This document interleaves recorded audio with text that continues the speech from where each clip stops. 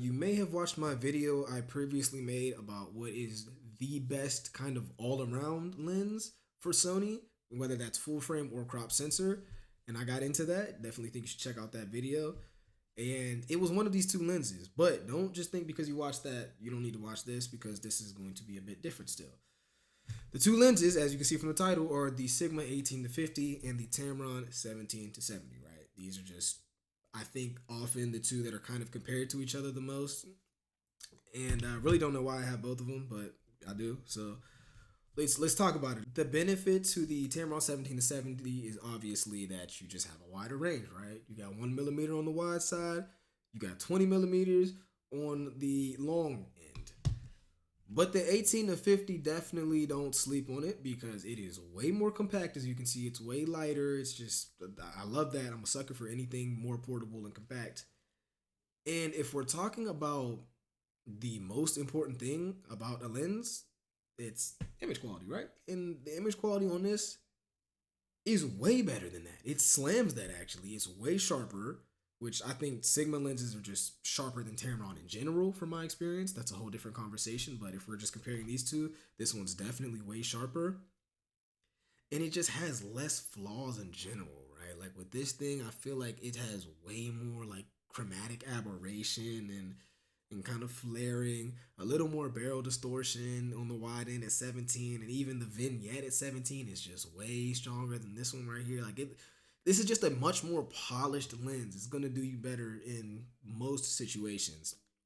But like I was saying in the other video, I talked about how if you could only have one, you might still want to pick this up, even with all the flaws, simply just because it covers your bases more. It has the wider range, so in most situations, at least you know you're covered, right? Compared to this, there have been situations shooting a professional event to where it's like, I wish I just had just a couple millimeters more, 10 millimeters, especially that 20 millimeters would have really did it. So yeah, if you could only have one, I might actually lean to this, just because you know you're good, you know you're covered. But if you can't just have one, if you're just looking at these two in general side by side, I mean, it's no brainer. It's night and day. It's a wash. Get this one right here. When we're talking APS-C cameras, usually they're already small. Usually they're already pretty compact. You're not trying to have a crazy big setup in general. So this just pairs with it perfectly. It's so much lighter. It's so much more it's less intrusive, if that makes sense. And then another thing about it too is the build qualities. Once again, usually comparing Tamron to Sigma, this has just been a common theme that I've noticed. The Tamron lenses they're straight plastic, and like it's fine. It's not like they broke or they don't perform the same, but these are that actually kind of sounds much more similar than I thought it would. But nah, you can feel it. This definitely feels way more just like sturdy, and the material on this definitely scratches up a lot easier, gets fingerprints. I don't know. I'm not a fan of gear that like looks and feels cheap, just because all this is overpriced. Let's be honest. So if I'm paying for it, it better at least look like something that's expensive. So again, just another thing that sends me to this right here.